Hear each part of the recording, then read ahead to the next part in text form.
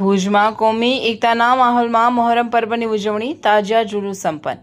ઇસ્લામ ધર્મના પવિત્ર મોહરમ માસ નિમિત્તે કરબલાના મેદાનમાં શહાદત વહોરનાર હઝરત ઇમામ હુસૈન અને તેમના 72 સાથીઓની યાદમાં ભુજ શહેરમાં ગઈકાલે સાંજે શ્રદ્ધાભેર તાજિયાનું જુલુસ કાઢવામાં આવ્યું હતું। આ પ્રસંગે શહેરભરમાં કોમી એકતા અને ભાઈચારાનો અનોખો માહોલ જોવા મળ્યો હતો। શહેરના ભીડ બજાર અને આઝાદ ચોક વિસ્તારથી શરૂ થયેલું આ ભવ્ય તાજિયા જુલુસ શહેરના વિવિધ માર્ગો પરથી પસાર થઈને અંતે સરપટ ગેટ ખાતે પૂર્ણ કરવામાં આવ્યું હતું।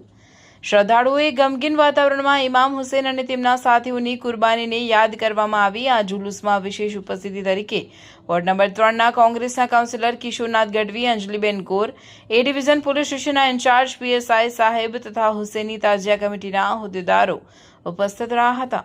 સમગ્ર આયોજન હુસૈની તાજિયા કમિટી દ્વારા કરવામાં આવ્યું હતું। શાંતિપૂર્ણ માહોલમાં અને કોમી એકતાના પ્રતીક સમાન આ ઉજવણી સાથે ભુજમાં મોહરમ પર્વની ધાર્મિક વિધિઓ પૂર્ણ થઈ હતી।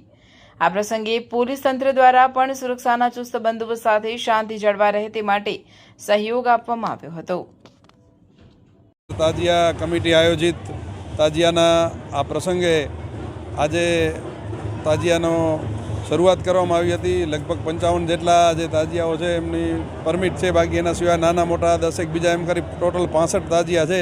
અને આપણે જે કચ્છ છે ભાઈચારાનો પ્રદેશ છે, કોમી એકતાનો પ્રદેશ છે, હિન્દુ મુસ્લિમો મળી અને સાથે તહેવાર ઉજવે છે એનું આ એક પ્રતીક છે, એની આ નિશાની છે। અને દર વખતે હિન્દુ મુસ્લિમ ભાઈઓ સાથે મળી આ તહેવારમાં અહીંયા ભેગા થતા હોય છે, આયોજનમાં ભેગા રહેતા હોય છે, ઉદ્ઘાટનમાં ભેગા રહેતા હોય છે અને આ કાર્યક્રમમાં ભેગા રહેતા હોય છે। આ જે છે તાજિયાનો જે પ્રસંગ છે એ અન્યાય, અત્યાચાર, અસત્ય સામેની લડાઈનો એક પ્રતીક છે। અને આપણે પણ આશા રાખીએ કે દેશના લોકોને ઇમામ હુસૈન સાહેબમાંથી એવી પ્રેરણા મળે, અન્યાય, અત્યાચાર, અસત્ય સામે લડાઈ લડવા બધાને શક્તિ મળે અને કચ્છ ઉપર એમના આશીર્વાદ રહે, કચ્છમાં ખુશાલી રહે, એ આપણે શુભેચ્છા માંગીએ છીએ। આજરોજ તાજિયા કમિટી ભુજ સમિતિ તરફથી અહીં કને કરબલાના યુદ્ધમાં જે શહીદો થયા છે એમની શહાદતને આપણે યાદ કરવા માટે અત્રે ઉપસ્થિત થયા છીએ। અને જે કરબલાના યુદ્ધમાં શહીદો થયા અને એમને ધર્મ અને સત્યના રાહ પર બધાને આપણે ચાલવાનું એક કહ્યું કે ન ઝૂકવાથી પણ ઘણું સારું થાય છે। એટલે ધર્મ અને સત્યની રાહ પર ચાલવા માટે કરીને આજે આપણે કરબલાના શહીદોની યાદમાં અત્રે ઉપસ્થિત થયા છીએ।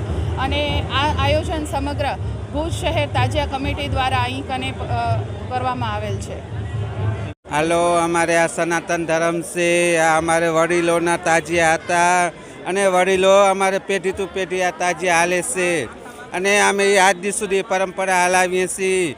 અને અહીંયા કોઈ ભેદભાવ છે નહીં નાત જાતનો, અમે હિન્દુ મુસલમાનમાં કોઈ ભેદભાવ રાખતા નથી। જય હિન્દ, જય ભારત। આજનો ભુજ શહેર તાજિયા કમિટી વતીથી આજ પ્રોગ્રામનું આયોજન કરવામાં આવેલું હતું। આ પ્રોગ્રામ ઇમામ હુસૈનની શહાદત માટે યાદ કરવામાં આવે છે। આજનો દિવસ આજથી 1400 વર્ષ પહેલાં ઇમામ હુસૈને અસત્ય સામે અને અન્યાય સામે પોતાને બલિદાન આપ્યા, પોતાના પરિવારજનો તથા 72 સાથીઓ દ્વારા શહાદત આપી અને અસત્ય સામે ઝૂક્યા નહીં, અસત્ય સામે સતત સંઘર્ષ કરતા રહ્યા। આ દિવસ એ માત્ર એક દિવસ નથી, 1400 વર્ષથી આ એક આપણને પ્રેરણા આપતું એક વાક્ય છે। અને આ બલિદાન વિશ્વનું સૌથી મોટું બલિદાન હતું આજના દિવસે। અને આ જે પર્વ મનાવવામાં આવે છે એમાંથી આપણને એક જ પ્રેરણા મળે છે કે કપ્પે એવો શાસક આવે યજીદ જેવો, જે અન્યાય કરતો હોય, જે લાચાર અને ગરીબ લોકો પર જુલ્મ ઉઠાવતો હોય, એવા લોકો સામે આપણે તટસ્થ થઈ અને લડવું પડે તો લડી લેવાની વાત છે।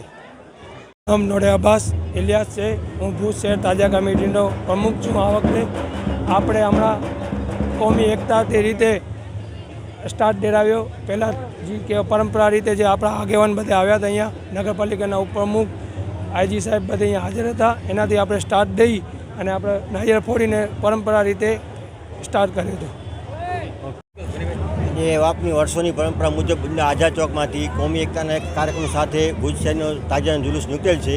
તે અંદાજિત જે સમય બનાવ્યા છે એ પ્રમાણે કોમી એકતા સાથે પૂરું થશે અને વહીવટીતંત્રને પૂરો સાથ સહકાર મળે છે। પોલીસ તંત્ર, નગરપાલિકા, જીબી તમામ તંત્રે અમને પૂરો સાથ સહકાર આપેલ છે।